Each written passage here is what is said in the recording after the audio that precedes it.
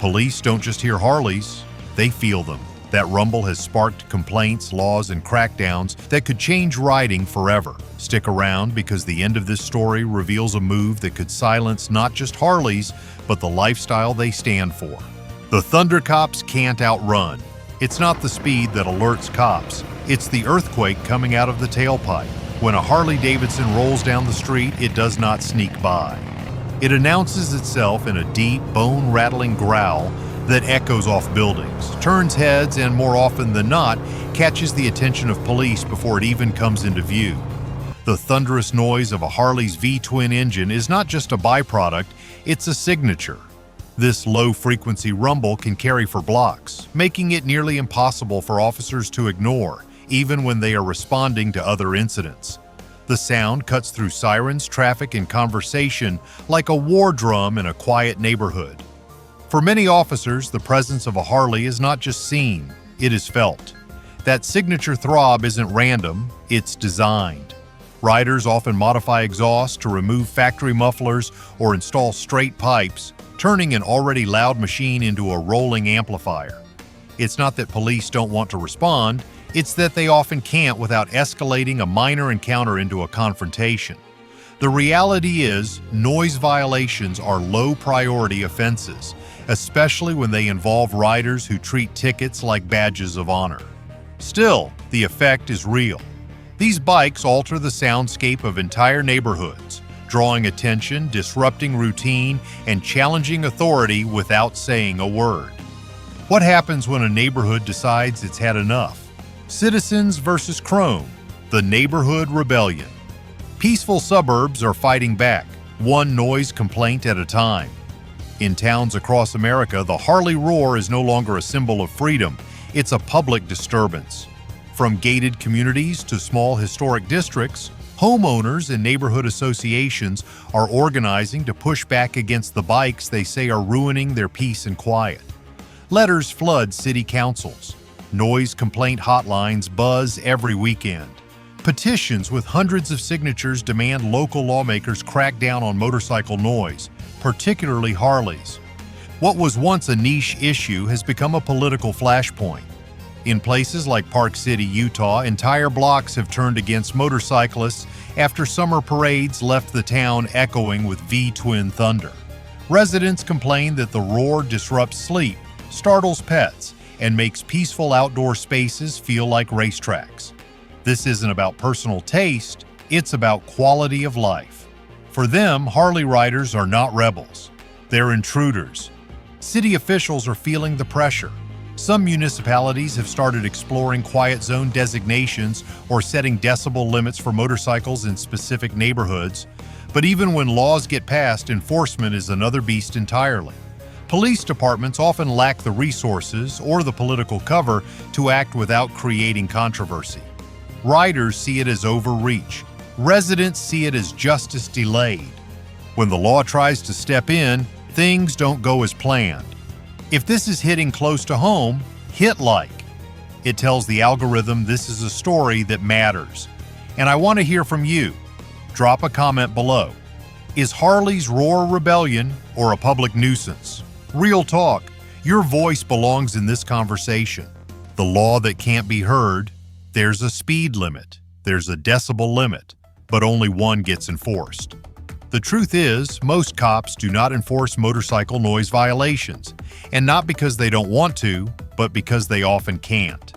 Decibel limits vary widely from city to city, and even within jurisdictions, the tools needed to measure them accurately, like calibrated sound meters, are often missing or outdated. Officers aren't acoustic engineers. They operate in split-second conditions, not controlled labs. Writing a noise ticket that sticks in court is harder than it sounds. Even when cities buy the equipment, it frequently gathers dust. The procedural complexity of issuing a decibel-based citation, combined with the need to train officers in its use, makes enforcement rare. As a result, loud bikes, especially Harleys, become a tolerated nuisance, and the riders know it. In Milwaukee, a city practically built around Harley Davidson, some officers admit they simply look the other way. Too many riders, too few consequences. Enforcement feels pointless when it's easy for a rider to challenge the citation, remove the illegal part, and reinstall it after the court date. There's a gap between what the law says and what police can realistically enforce. And into that gap, Harley thunder roars. Even when cops try, Harley's built-in advantage throws everything off. If you're gonna ride loud, ride smart. In the description, you'll find gloves, jackets, and road gear built for riders who won't trade freedom for comfort. Tested in the real world, trusted by riders who know the fight, gear up before the next ride. Built loud, sold louder. Why enforcement fails? Harley doesn't just make noise, it markets it. This isn't just about mechanics, it's about branding. Harley Davidson has long sold rebellion as a product, and noise is part of the package.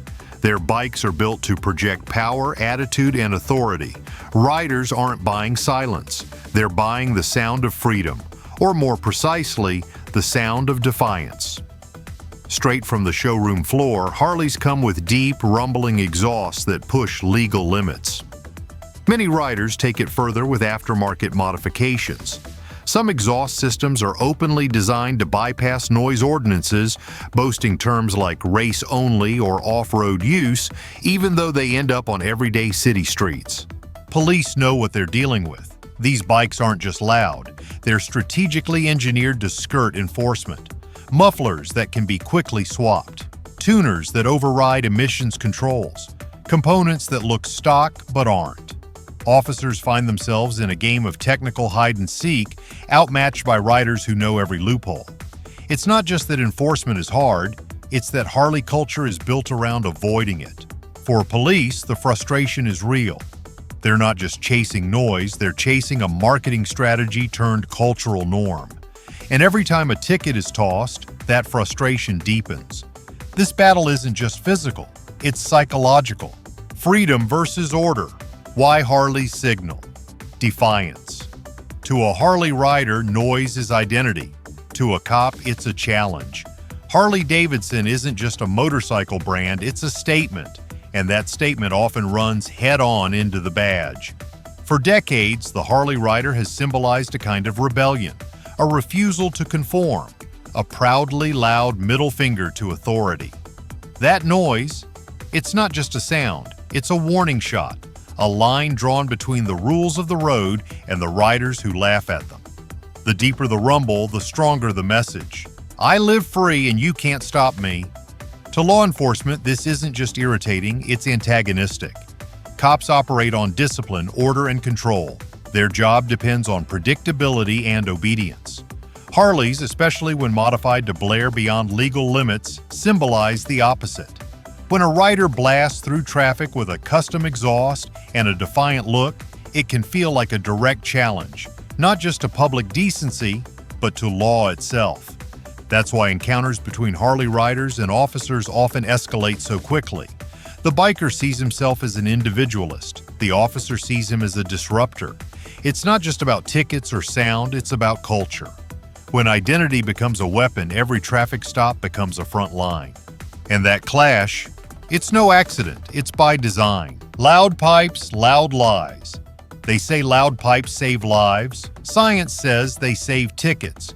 Among riders, there's a phrase you'll hear over and over, loud pipes save lives. The argument goes like this: if other drivers can hear you, they're less likely to hit you. It's a catchy line. It sounds like common sense, but when researchers actually dug into the data, they found a different story. The National Highway Traffic Safety Administration has found no conclusive evidence that noise improves rider safety. Most crashes involving motorcycles happen from the front, not from behind, and many drivers never hear the bike until it's too late anyway. So why do so many Harley riders cling to the phrase? For some, it's a belief. For others, it's a shield. Cops often say they hear that excuse every time they pull over a bike with straight pipes. Riders argue that the noise is essential, not excessive. But officers aren't buying it. To them, it's a convenient cover. A cultural myth that justifies illegal modifications and antisocial behavior. This tension gets worse when it becomes performative. Some riders rev their engines near crosswalks or intersections not to stay safe, but to flex. It's noise as dominance, not defense, and police see it for exactly what it is. The real problem? Some of those cops ride Harleys too. When Harley rides with the law. What happens when the police love the bike they're supposed to police? The line between enforcement and admiration is thinner than it looks. Across the United States, Harley Davidson has long supplied motorcycles to police departments. For years, Harley's Electra Glide model was a staple in motor patrol fleets. Officers rode them in parades, community events, and daily patrols. It was a symbol of American tradition, a marriage of law and machine. But that marriage created a strange dynamic. How do you crack down on a culture that's also been part of your own identity? Many cops grew up admiring Harley riders. Some became bikers themselves. Others ride Harleys off-duty.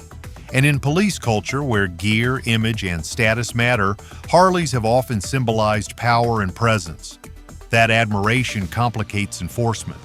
Officers might look the other way when they hear a loud Harley, because deep down, they get it. But that internal loyalty creates resentment too. Younger officers, or those from different riding cultures, see the Harley connection as outdated, even hypocritical. How can departments enforce noise ordinances when their own officers ride modified bikes on the weekends? As Harley exits more law enforcement contracts in favor of newer patrol models, the bond is weakening. Still, the legacy lingers, and it blurs the line between objectivity and nostalgia. Respect for the machine doesn't mean respect for the rider. Biker Brotherhood versus Police Brotherhood.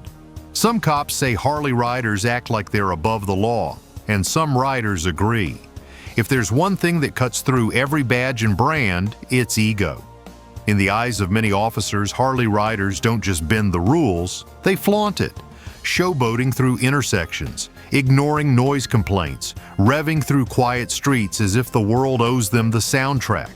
For police, that isn't style, it's provocation. And what makes it worse is that many riders don't just anticipate conflict with police, they welcome it. At biker rallies and Harley events, stories about run-ins with cops are passed around like war medals. Got a noise ticket last summer, one rider brags, framed it for the garage. These aren't just motorcycles, they're rolling declarations of non-compliance. And some cops take that personally. They're not just dealing with traffic violations, they're dealing with a community that often treats enforcement like theater. Harley events also trigger operational anxiety. Officers know these aren't average crowds. There's a strong sense of loyalty, of brotherhood among Harley riders, especially in packs. To an outsider, that bond can feel impenetrable. To police, it can feel like a challenge waiting to explode. The thin blue line may carry a badge, but the black leather line rides loud and deep. And in moments of friction, neither side is known for backing down. It's on the street where this conflict turns dangerous. The pursuit problem. In a chase, a Harley doesn't need to outrun the cops, it just needs to outblast them. Police chases are about control, timing, and precision. Every second counts, every move matters, and every sound can change the outcome. When a Harley Davidson enters the equation, officers know they've lost one critical advantage: stealth. The unmistakable roar of a Harley's engine shatters any chance of a quiet approach. It turns a low-profile pursuit into a neighborhood spectacle. People turn their heads, suspects get tipped off, doors close, routes change, and in the chaos, officers lose ground. In dense urban environments, the sound of a Harley ricochets off concrete walls and narrow streets, multiplying confusion. In multi-vehicle operations where coordination is key, one deafening bike can drown out radio commands, verbal cues, and warning sirens. Some departments have learned this the hard way. In high-stakes takedowns, that thunder isn't just background noise, it becomes a tactical liability. Harley riders, especially those familiar with police patterns, sometimes use their noise as part of their strategy. Rev the throttle, create panic, and slip away while attention scatters. It doesn't take much, just a moment of disorientation, and the opportunity is gone. Police cars might be faster, but speed means little when the sound has already given everything away. And during protests, That noise becomes a weapon, the protest soundtrack no one asked for. When Harleys rev during protest marches, police see it as intimidation. It starts with a rumble, then a roar. A line of Harley Davidsons rolls up next to a demonstration, throttles wide open, engines barking across the crowd. For the riders, it might feel like support or spectacle, but for police tasked with crowd control, it's a nightmare. The noise instantly changes the atmosphere. Shouting becomes impossible. Instructions are lost and emotions spike. Even peaceful protests can tilt toward confrontation when drowned in that much sound. Some Harley riders weaponize the noise intentionally. It's a show of force, a disruptive presence, a way to hijack the moment. When public speakers struggle to be heard over V-twins, the message gets buried. When chants are overwhelmed by engine revs, confusion replaces unity. Police on the scene are left to interpret. Is this a show of solidarity or a deliberate attempt to inflame? And with crowds already on edge, the wrong interpretation can escalate quickly.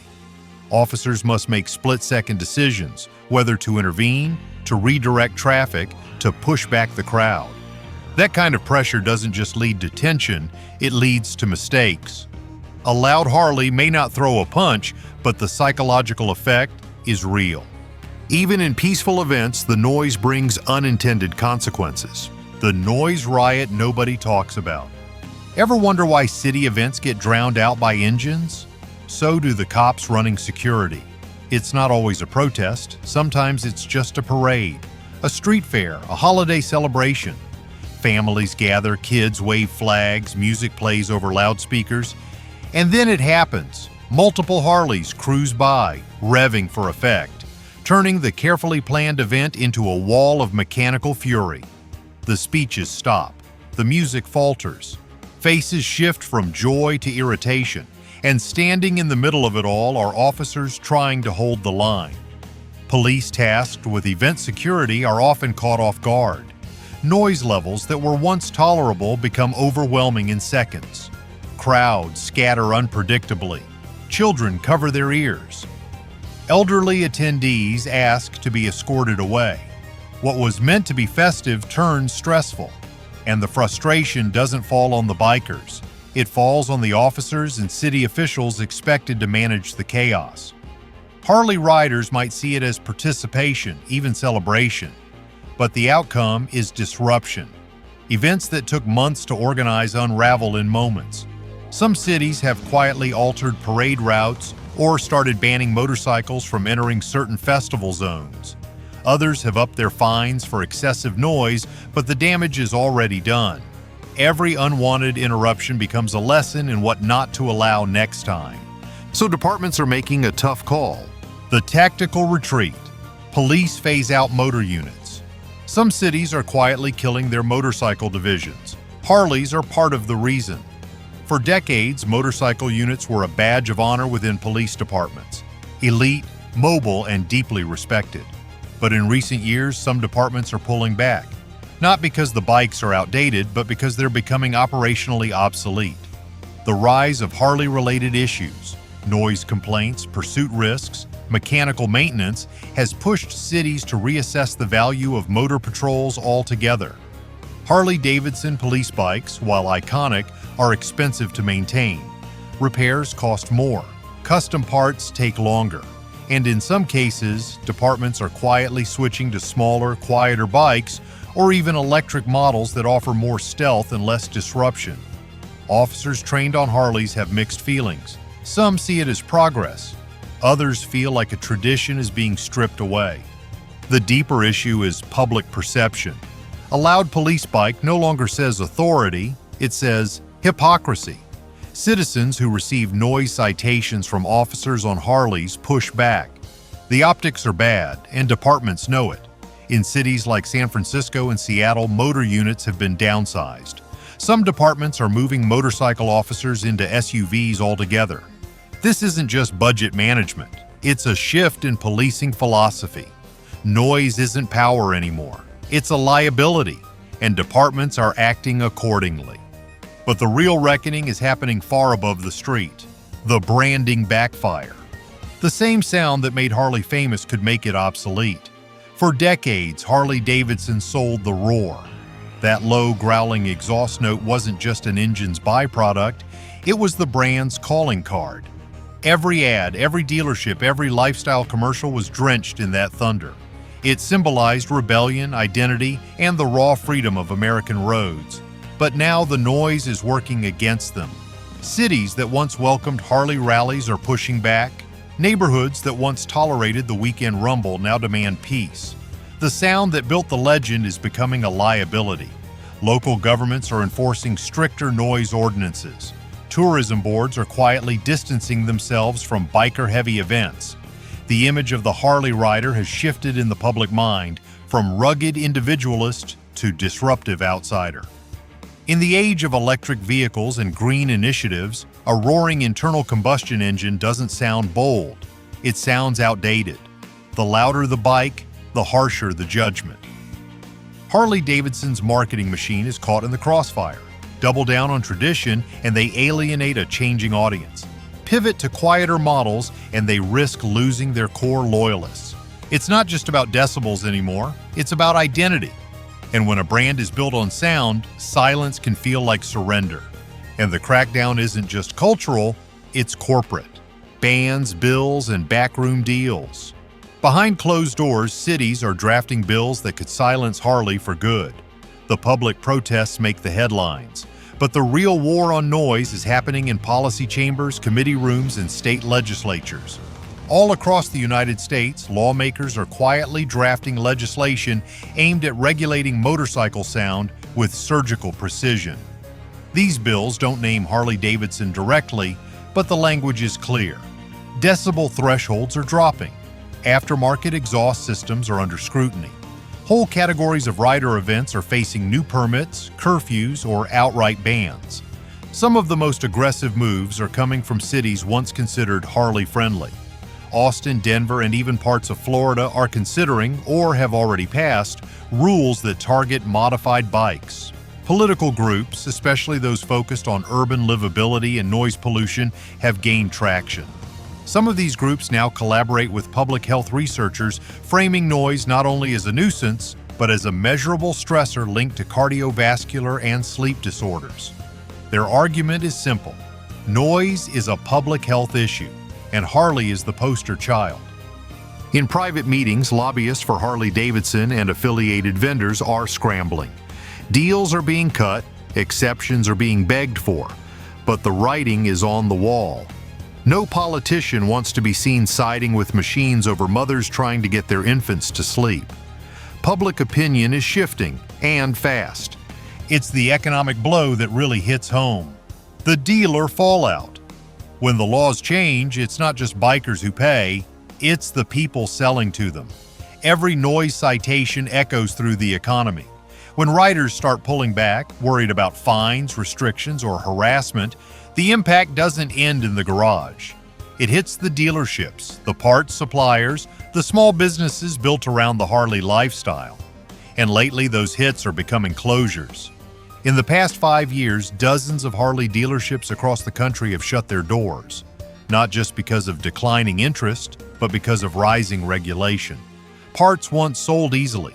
Custom pipes, straight exhausts, sound-enhancing kits are now risky inventory.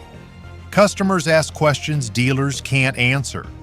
Will this get me pulled over? Will I get cited for this upgrade?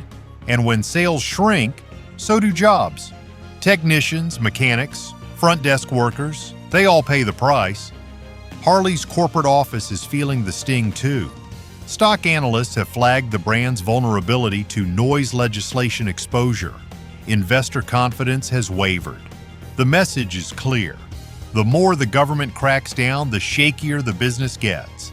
And in the boardroom, executives must now ask a question that was once unthinkable. What does a quiet Harley even mean? So what happens to Harley's legacy now? You've made it this far, which means you know this isn't just about bikes. It's about control, freedom, and who gets to own the street. So if you're still watching, hit that subscribe button now, because the story doesn't end here, and neither does the fight. More videos are coming, more battles, more fallout. Be the first to know. Stay loud, stay sharp, stay subscribed. End of the road. Is Harley Davidson still a symbol of freedom or a relic of a louder time? For over 100 years, Harley Davidson has been more than a motorcycle. It has been a movement, a chrome-plated rebellion, a cultural force that transcended engines and exhaust pipes. But now, as laws tighten and attitudes shift, the myth is under pressure. Not just from the government, but from the very communities that once idolized it. Consumers are changing. Younger riders are more likely to choose quiet, efficient, or electric alternatives. Cities want cleaner air and less noise. Even police, once proud to ride Harley, are trading in their loud machines for quieter patrol vehicles. Some departments have even banned motorcycles from official use altogether, citing not just noise, but safety risks, repair costs, and poor adaptability to modern urban environments. So what does Harley become in this new world? Can a company built on volume pivot to subtlety without losing its soul? It's not just about bikes, it's about identity. For some, Harley will always represent defiance, brotherhood, and independence. For others, it's becoming a nuisance, a noise pollutant, a symbol of outdated excess. That tension won't be resolved with branding alone. It demands transformation. And the risk is real: evolve or fade away. So we're left with a final question, one that haunts riders, rebels, and executives alike. Because if the roar dies, what comes next? So now you've heard it, the sound that sparked a war. What started as a roar on the road has turned into legislation, backlash, and a cultural reckoning. But here's the thing, this isn't over. Cities are still cracking down, riders are still pushing back, and the next move, it could hit where you live next. So don't just ride off. Drop a comment. Share this with someone who needs to hear it, and if you're not already subscribed, fix that, because this is just the beginning. More noise is coming, and trust me, you'll want to hear what's next.